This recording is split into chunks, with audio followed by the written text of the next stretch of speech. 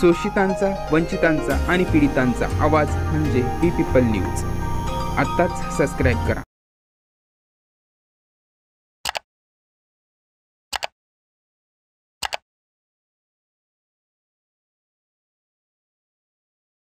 उद्या आपला इथला शेवटचा दिवस, परवा दिवशी आपल्याला निघायचे 17 तारखेला।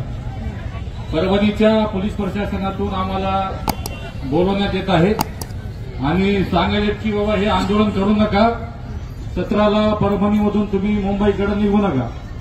आम्ही त्यांना स्पष्ट भाषेत सांगितलेलं आहे की आमच्या मागण्या जर तुम्ही पूर्ण केल्या तर आम्ही मुंबईला निघणार नाही, पण मागण्या जर पूर्ण होत नसतील तर आमचा जो रूट ठरलेला आहे मुंबईचा, आम्ही 100% सगळ्या महिलांना घेऊन आणि सगळ्या युवकांना घेऊन हजारोच्या संख्येनं मुंबईकडे जाणार म्हणजे जाणार आणि कोणीच रोखू शकत नाही आम्हाला। संविधानिक मार्गाने आम्ही आमचा मोर्चा काढणार आहोत। आमच्या मागण्या तुम्ही पूर्ण केलेल्या नाही, कोणतीच मागणी पूर्ण करत नाही एसपी साहेब। तुम्ही आमच्या जे मागण्या होत्या की त्या पोलीसवाल्याला तुम्ही या नोकरीमध्ये ठेवू नका, कमीत कमी निलंबित करा, निलंबित पण केलं नाही। सगळे पोलीसवाले काम करायला तिथं, तुरणार कामाला आहे, तुरणार कुठे गेला नाही, पीएफआय मध्ये गेला नाही, गाडेकर मॅडम कुठे गेली नाही, सगळे पोलीसवाले जॉब करायला, त्यांची ड्युटी करायला आणि हे म्हणतात की आंदोलन मागे घ्या। असं आम्ही आंदोलन मागे घेऊ शकत नाही।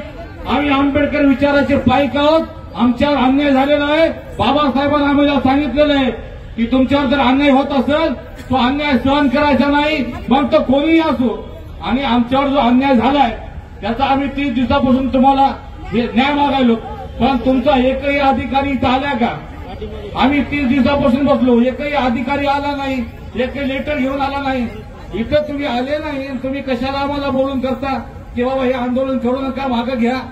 आमचे काही नेते जात असतील तिथं, त्यांना मी मला सांगायचं की आमच्या जोपर्यंत मागण्या पूर्ण होत नाहीत तोपर्यंत या भीमाच्या वाघिणी आम्ही मुंबईला जाणार म्हणजे जाणार।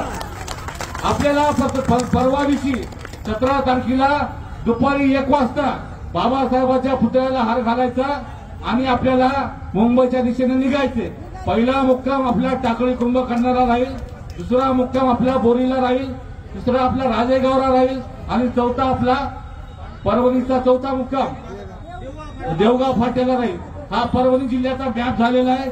तुमच्यासाठी आम्ही 2-4 गाड्या केल्या सामान ठेवण्यासाठी, त्याच्यामध्ये एक अँब्युलन्स राहील, आयशर राहतील 2, त्याच्यानंतर टॉयलेटची सोय राहील, पाण्याचा टँकर राहील, झोपण्यासाठी टेंट राहील। आपल्याला फक्त आपण जसं बुद्धगयाला जातो एक प्लेट, एक आपले प्लेट, एक वाटी आणि एक गिलास हे सोबत ठेवायचं, अंगावर घ्यायचं एक सोबत ठेवायचं, हातरायचं एक सोबत ठेवायचं। आपल्या ज्या मेडिसिन असतील, ज्यांना कोणाला शुगर असेल, कोणाला बीपी असेल, अशा लोकांनी आपल्या मेडिसिन सोबत घ्यायच्या। ज्या ज्या गोष्टी तुम्हाला रोज लागतात त्या गोष्टी सोबत ठेवा।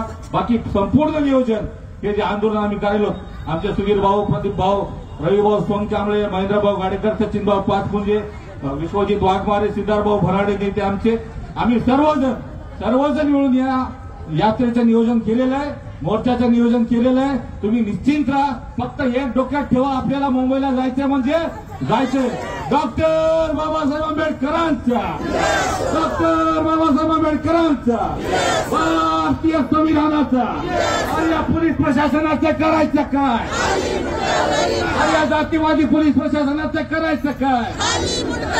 अरे आमच्या मागण्या मान्य करा, अरे आमच्या मागण्या मान्य करा।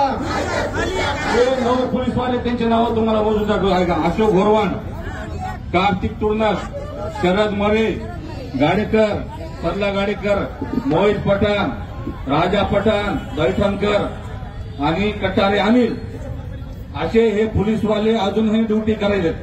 आपल्या बाबासाहेबाचा फोटो ज्या गाडीवर गाड्या फोडे आराम करायला आणि ड्युटी करायले। तोरणानं आपल्या महिलेला मारलं आणि तो हरामखोर ड्युटी करायला, आणि या पोलीसवाले आपल्याला म्हणतात आंदोलन मागे घ्या। आम्ही आंदोलन मागे घेणार नाही, आम्ही आमचं आंदोलन करणार। तुमची ताकद लावा, आम्ही आमची ताकद लावतो। जय भीम।